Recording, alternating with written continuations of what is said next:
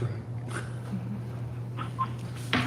Are you ready? Okay. I now call this June 8th, 2023 meeting of the Clarksburg Urban Renewal Authority to order. Roll call, you take care of that. And we're still waiting on minutes. Any public? Don't see any public. So we'll go past that. Mr. Executive Director. Good evening. This afternoon, evening, we have a few items that are new this evening, including the resolution for the First Amendment to the side lot program and then the resolution creating the general redevelopment program. With all of these requests, we've taken an approach where we're going to have the applicant pay for an appraisal, buy a licensed appraisal firm that meets the requirements of the RFP that would be solicited amongst, as it is, we can seek any number of appraisers. I was going to limit it just to the Harrison County ones at first to see how the response goes.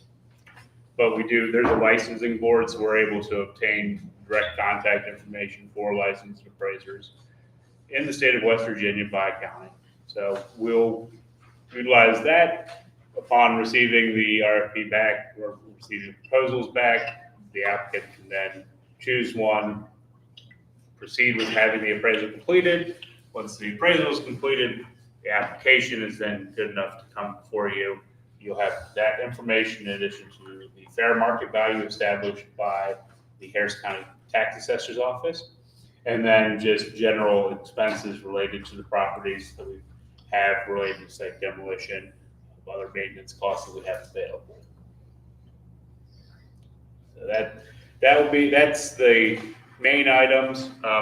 We'll discuss the unfinished business items. I'm going to be making slightly different recommendations for each item, but all applicants we've discussed program opportunities with them and the changes that are going to be necessary to establish prices of the properties, which will, as I said, I'll get into that with each application. That's all I have. Thank you. Kim, do you have a financial report for us? Actually, you don't have a report. Very little activity in June, so. Okay. So we didn't get any new facade. We received one facade application last week. It will be heard in the July meeting.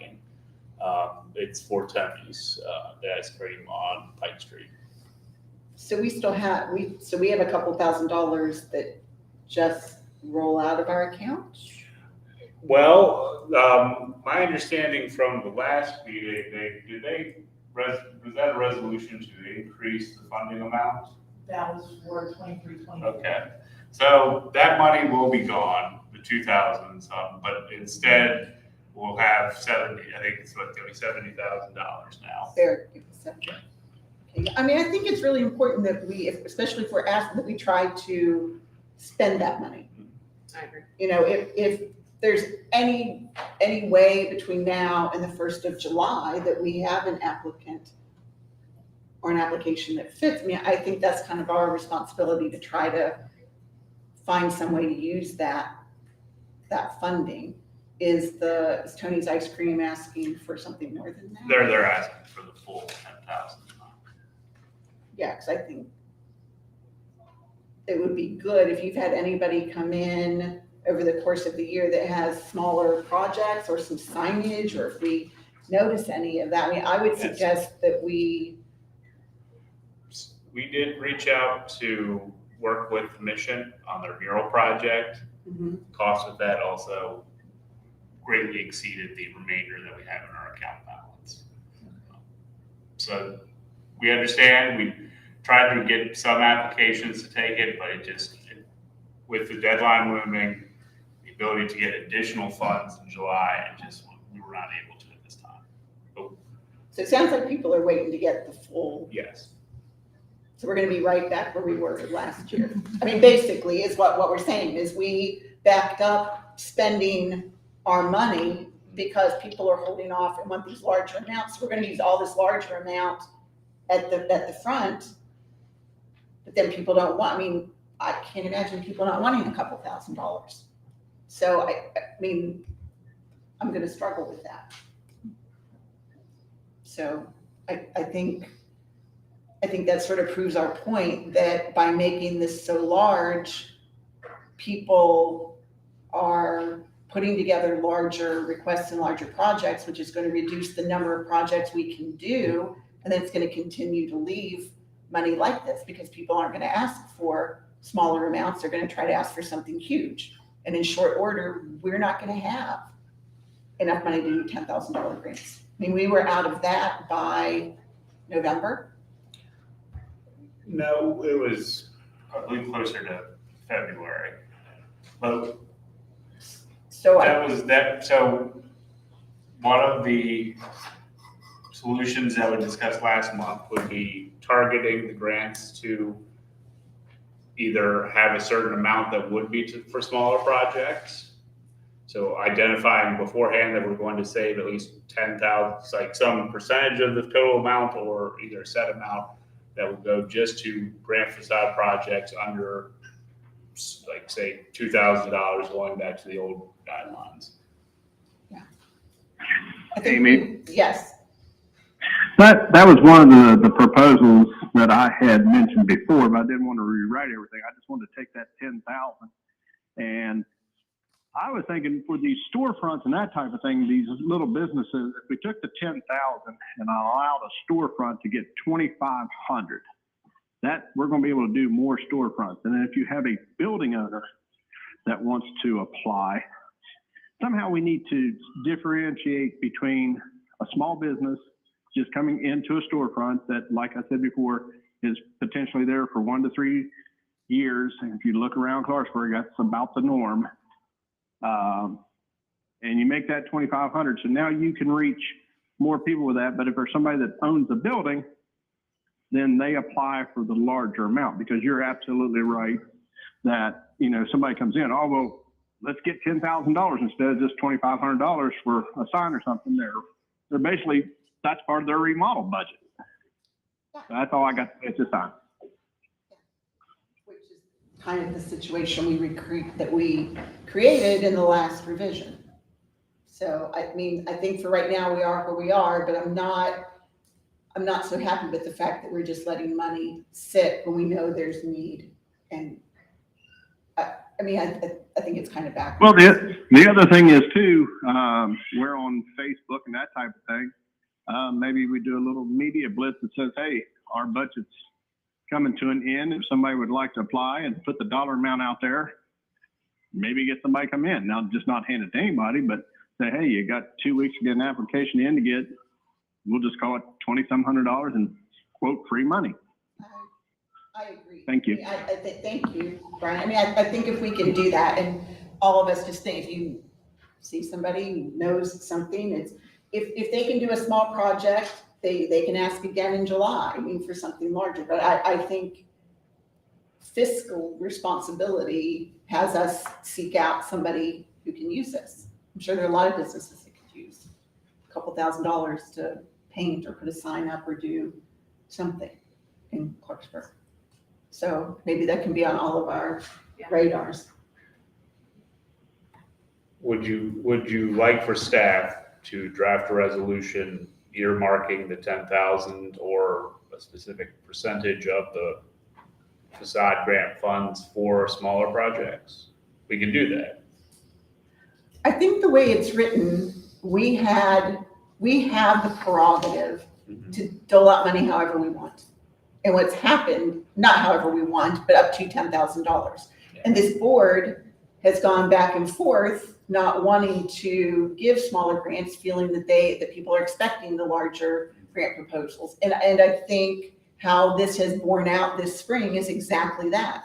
We've gone several months without any proposals because people want the large amount. I think. So, I mean, I think we've put ourselves in this kind of quandary of people wanting a big chunk of money to do these larger projects. And we did, I mean, Gore 4, they had a smaller one, a smaller sign. But that's really been one of the few. So I think we're resolutioned out the wazoo, and this board has some responsibility to just act within the guidelines we've already created. So we're going to have more money. I think we need to be responsible with this. We can't update a resolution every year. We have to take the responsibility of getting information out there about the funding, and we have to be prudent with how we fund projects. We can't just assume, because you're asking for something for a $20,000 project, that doesn't mean we have to fund all parts of that. I think we have to be responsible. So no, you do not have to do more work. Long way of saying no, thank you. You've done a lot, John. Okay, so, unfinished business. In speaking with JFV Rentals, with 105 Grove Avenue, this is the vacant parcel of land next to the apartment complex. They want converted into a parking lot.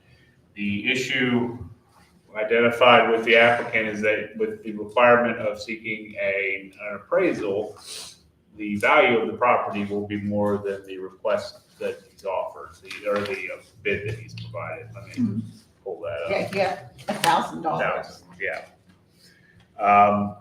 As such, with this application and as the side lot program guidelines are currently written, I would recommend that the board just deny this application with the instruction to staff to have the applicant reapply, give them all the information so that they can just either seek an appraisal and move from there, or just end it for them, because there does not seem to be, I guess, they don't have the willingness to go for the additional appraisal route. Okay. So is there a motion to deny the proposed? I make a motion. Okay. Is there a second? Motion and second by Jordan. All in favor? Aye. Any opposed? Aye. Any opposed? Any abstentions? Okay, we're good. All right, Glendale Avenue. So Glendale Avenue, once again, in speaking with the applicant via email, they wanted to continue with the application with the current bid. Theirs was $0 to be a direct give. And so, given the information presented, I would recommend that we deny this one as well. Similar request from staff to provide the additional application information if they want to proceed with an appraisal. Okay, is there a motion to deny the side lot application from the Goodmans for purchase? I make a motion. All right, Brian makes a motion. Is there a second? Jordan's going to second. Is there a discussion? All in favor? Aye. Anybody opposed? Abstentions? Okay. Okay, and then the final old business item involves 2 Stadium Drive. Mr. Sutter also did not want to go through the additional time expense of having an appraisal. Staff I reached out in my capacity as the development director to also loop in the city attorney to see if there were any other means to expedite this type of request, as it is a commercial land transaction as opposed to residential. What is possible is for the city council to give this property to the Urban Renewal Authority via a resolution. That's already been drafted by the city attorney. So what we could do is at least facilitate the transaction of this property to the Urban Renewal Authority.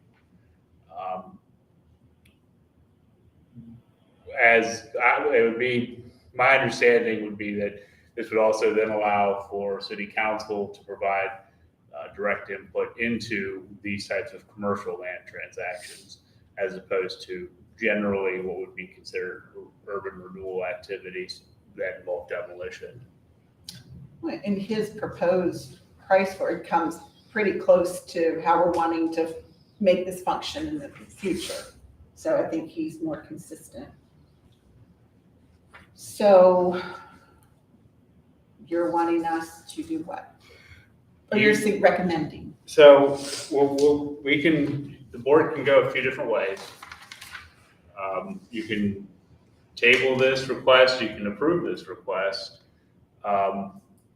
It's just as staff, we're going to be providing this information to the city council to enable a transfer either to the Urban Renewal Authority or the building commission, right?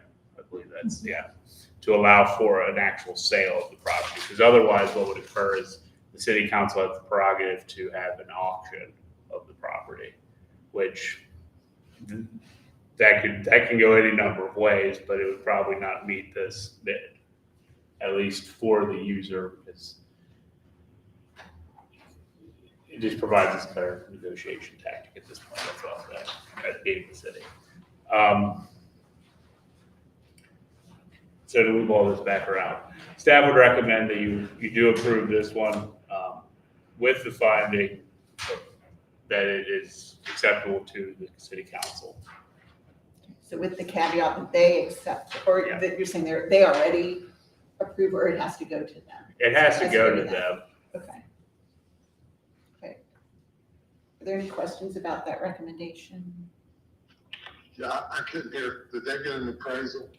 No, we haven't done that. We haven't put that into play yet, but it looks like from staff's research, their proposed price is pretty fair. I mean, it's a pretty fair It's consistent with the fair market value. value, yes. And so there's a path to go ahead and expedite this through the city council and take care of it. Their proposed purchase price is $16,000. That's for Sutter roofing down towards Height Field. Right, I just wanted to mention, that if we're gonna make everybody else get appraisals without, that's my only concern.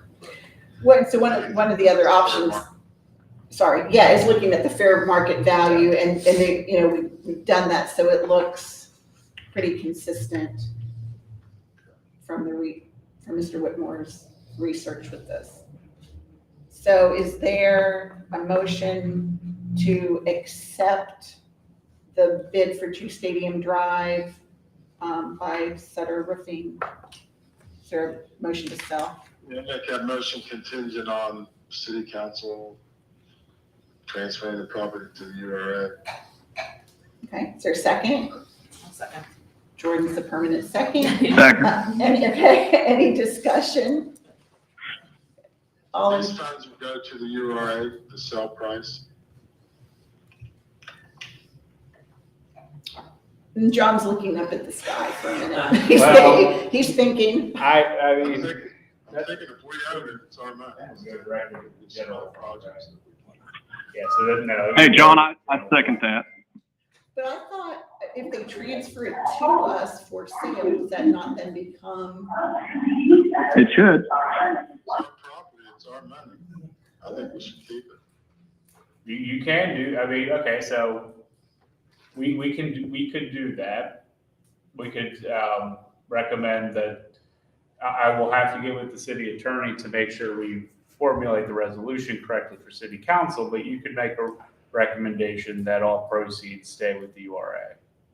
I mean, I think that's smart if we're gonna manage. In the past, it was our, if we own the property, I think it's, whatever, I'm just bringing it up. Well, I agree with you. I thought that was what we had discussed at the last meeting, that then that kind of builds us some money. We're doing the work to look at these properties, get them appraised, all of that. We're making the agreement, then that could come back into some of the URA programs that we can then fund. Well, and depending on the amount of properties you're able to obtain, you can then leverage that into additional funding for urban renewal activities, like getting phase 1 ESA work done on some buildings and other stuff that's beyond just what council has greenlit. We like to leverage, so we will leverage. So there's a first and a second. The motion is to approve sale pending confirmation or approval with city council, and that these funds would remain with or come to the Urban Renewal Authority. Okay, all in favor? Aye. Anybody opposed? Aye. Brian, you're opposed? No, I said aye. I'm sorry. I'm just on a No, delay. that's okay, just checking. Okay. Any abstentions? All right, so that's taken care of. Thank you, guys. All right, now we're on to new business.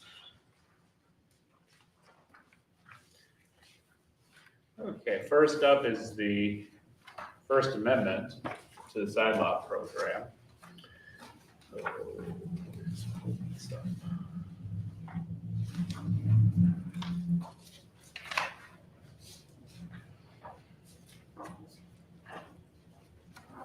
Okay. Resolution is attached near the end of the packet. The overall changes at this time just encompass, let's see if I can put these together incorrectly. No, I put it right. Okay, so the draft is provided shortly thereafter. There's some yellow changes. What we're recommending is to strike the requirement that the subject property has experienced condemnation and demolition in the past 5 years. The reason being, if it's a city-owned property, that 5 years may have already passed, but for all intents and purposes, it could still benefit from the program. Okay. Other changes then would the requirement of 3 quotes, form to be prepared by the staff, that's included. And that upon receipt, staff will inform the applicant of the results and coordinate on the completion of the appraisal form with a qualified appraisal firm. And then that upon receipt of the appraisal, staff will schedule the side lot application at the next available regularly scheduled meeting. Those are the changes provided. The application itself does become a little bit longer. We're asking that they provide some statements, specifically that you're aware that you're required to purchase property appraisal, that they are aware that the Urban Renewal Authority does not have to recommend the sale of property under any circumstance, that there's no expectation of a property transfer, and that the applicant is aware that the application does not require the city of Clarksburg to transfer property to them. Other than that, we have then the just application received, RFQ set. Once we can receive that back, then appraisal accepted, and you will have a full application that you can look at. The application packet materials will then show that information. Your application packet, not these meeting packets, will get thicker, but we'll be able to show you that information just like we do our other stacks. I like what you added on the back. I mean, I think that's a nice addition to the application. It is something we want to make sure that there will be upfront costs associated with it. Okay. So at this time, the staff is just recommending approval of that resolution. Is there any discussion about this? Okay, is there a motion that we accept the resolution creating the First Amendment to the side lot program, creating property valuation and amending condemnation status requirements? I'll make that motion because I'm allowed to do that. I'm going to make that motion. John, you second? Yes, ma'am. Okay. All in favor? Aye. Any opposed? Any abstentions? Okay, that's passed. All right, Next up is the general redevelopment. This is a program that would allow for property sales to individuals who may not own abutting properties. We had a situation earlier this year for a property on E.B. Saunders Way. The applicant wanted to put a principal structure on the site, but since they did not have adjoining property, we weren't able to process the application completely.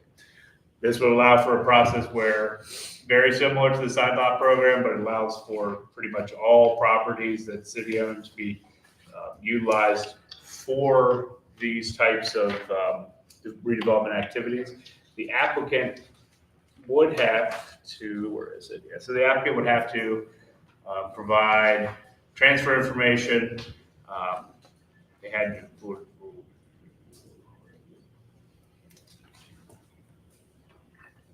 pretty close again. Okay, here it is, last page. So application, once again, making sure that they do not have outstanding fees, experience working with professionals to complete development projects, experience with site and building construction trades, experience, and then establishing if there will be residential housing, commercial development, or industrial development. Otherwise, this would fit into the URA's redevelopment plan, and that this provides a general method to have those individual sites redeveloped, which the individual site plan itself, so once this application with the additional building permit information can then be recorded as a redevelopment activity of the URA.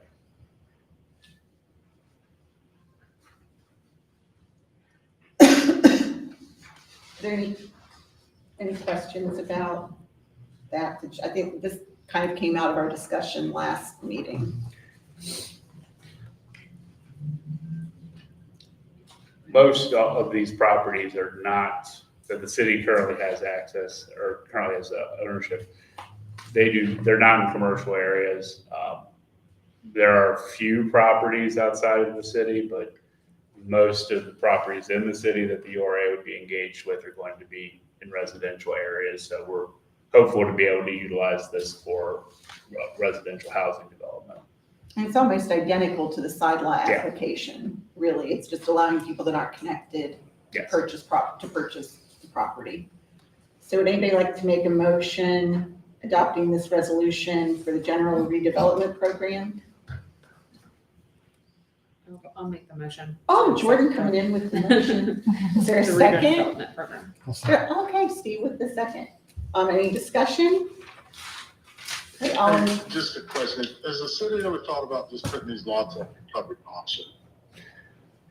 We have discussed auction opportunities for city property, but when it comes to the real property, I believe, and that this is something that Steve or basically if we can redevelop the property as opposed to having, say, one of those 3-letter LLCs come in and just buy it up at an auction, that's what I believe has been the idea, but it's just we've been trying to get to this point where we can get rid of these properties. It's kind of a more personal way to get rid of the properties as opposed to just a general auction. And a lot of the people are more invested. Well, and yeah, the auction, I mean, that's a relic. And it just is what it is.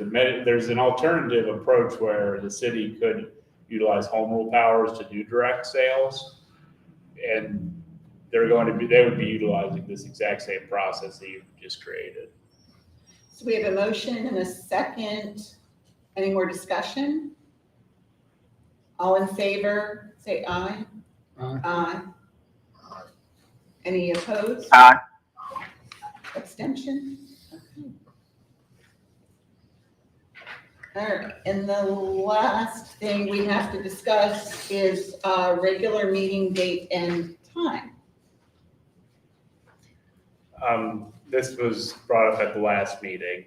The staff is okay with changing the time. The only meeting that you have to have per the bylaws is your annual meeting has to be at 4:45 in January. Otherwise, we can amend the time. Staff, we do work until 4 p.m. So if we want to make it closer to 4 p.m. to would allow for additional public comment. But otherwise, I mean, staff hasn't had any complaints about this current change or current schedule. I'm gonna ask Jordan because she of all of us probably has the least flexible schedule. Is that fair for me to say? Yeah, so what's your input? I would say, for me, either like very early Okay. or this time is okay for me too. Or if they wanted to move it closer to 4, that would be fine. It just, I get off at 7, so like even 8 would be okay, but I think probably later than that is it's just hard to stay awake all night and then Okay, continue no, to stay awake absolutely understand that. through the day. Absolutely. So So then, city employees, either way, we're asking you to be here basically off the clock, before or after work, correct? Not at 8:30. Not at 8:30? No, I'm gonna start at 8. So we could we could do 8, which would be okay with you, Jordan? Mhm. Okay, and then that would save you all from being here too late in the evening. It saves us from running into other evening activities. Does that work for you, Mr. Attorney? Okay. That was a frown. I didn't see. So, 8 o'clock? We could do previously it was at 8:30. So if you'd like to go to 8:30 or 8 a.m., we can do it. In deference to Jordan, I'd like to try 8. 8 And a.m. then when we hit 8 o'clock, understanding it may be 8:05, community, when we actually get on Yeah. the record. But I think out of deference to her schedule, we'll try that, or 8:15. Yeah. 8:15? yeah, that's fine. Okay, 8:15. We'll go with odd, that way everybody can get their cup of coffee. Do we need to vote on this, or do we just make the change, or? I make a motion that we move our meetings to 8:15 a.m. It does require a board decision, so yeah. it Yes, requires okay. a motion. Is there a And second? also to move the annual meeting to 8:15. I don't think we, It used to be it used to be 8:30 and we changed it at the same time when we changed our other meeting. It doesn't matter on the yearly meeting, but I mean, it used to be in the morning. we'll just change, okay, so the motion is to change our meeting time to 8:15. If that looks like it's going to be a community issue, we can address that before the annual meeting. Is there a second? Jordan seconds, okay. So for motion and a second to move our regular meeting time to the second, what are we, the second Thursday? Second Thursday of the month at 8:15. All in favor? Aye. Anybody opposed? Yeah, I'm opposed. Brian's opposed. Okay, so 1 nay. Sorry, still passed. Okay, any other announcements, business? Well, this is probably Steve's last meeting. I know, I feel like we should have a cake or something. I'm just thinking goodbye. We will be, I guess, as discussed earlier before the meeting, given the proxy discussion, we'll be presenting some bylaw changes to clean that up. I'll take a look at I'll make sure if there's no legislation on point too. Because if there is, it may not matter what the bylaws say. So I'll look and make sure there's no legislation. We love when you all just bring us all the researched information. We just have to read and use our common sense. That's great. All right, is there a motion to adjourn? Motion to adjourn. Yes, is there a second? Second. Second, all right, all in favor? Aye. Any opposed? Okay, we are adjourned until July. Thank you, Johnny. Thanks. Thank you. So you're- Bye. Wait.